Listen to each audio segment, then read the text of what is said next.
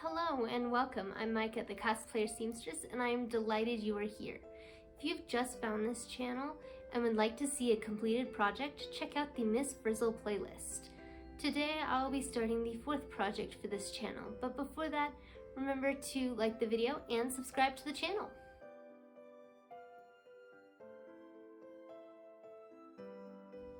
The 4th project will be a 1940s inspired outfit.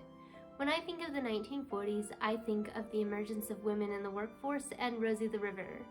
Women during this time were focused on getting an hourglass shape with more masculine features. These masculine features were accomplished with shoulder pads, giving the women a more box-shaped top. Dresses and skirts were A-line and ended at the knee due to a shortage in the supply of fabrics. Women would also wear hats, gloves, and jewelry that matched the color or style of the outfits that they were wearing. Most women did not wear nylon tights, as nylon was a rationed war material. Instead, they would draw a line on the back of their legs, giving the illusion that they were wearing nylons. As for makeup, women would do a natural look with a classic red lip.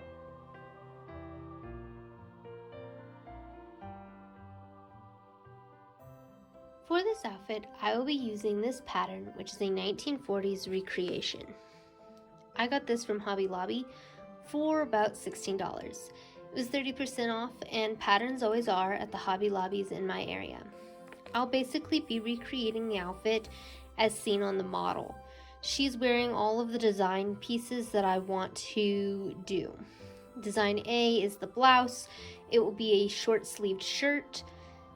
Design C is the jacket, which has long sleeves. And then finally, B will be the skirt. I'm not planning on altering or editing anything about the design at all.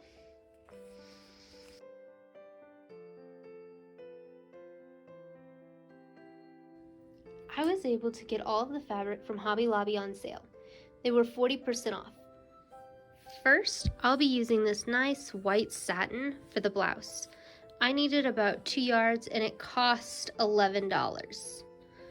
For the jacket and skirt, I will be using this olive green cotton. I needed about 6 yards and it cost about $23. I had to buy extra of this green fabric for the jacket as it has a lining and I wanted the fabrics to match. Finally, I needed interfacing. I bought this more expensive luxury interfacing as I wanted it to fit perfectly and not feel super thick. I needed about 3 yards and it cost $8.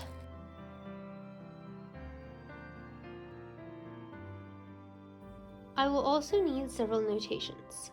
First is thread. I will need white and green. And I already own these, so I didn't have to go buy more thread. The next thing I will need is buttons. I need 7 of them for the blouse. I got these at Hobby Lobby for about $1. They were on sale.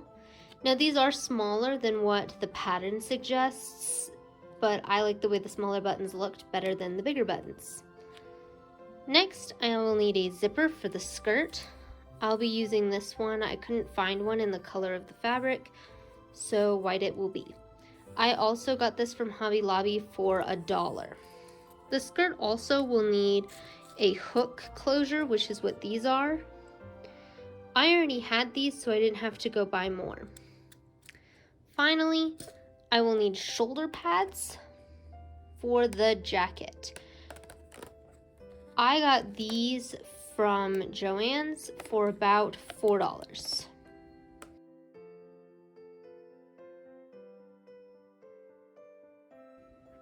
The last thing that I will do for this outfit is accessories. I will be wearing these shoes that I bought for the Little Red Riding Hood costume I made and used in the Miss Frizzle costume. If you've not seen the Little Red Riding Hood costume, check out the playlist on my channel.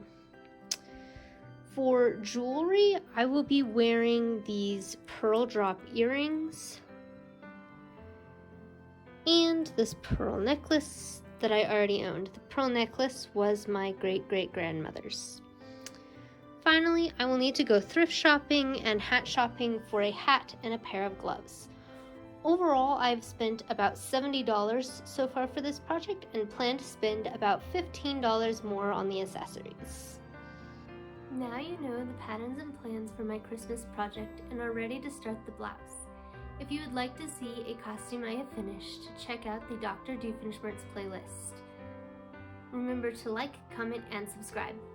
See you on the next project!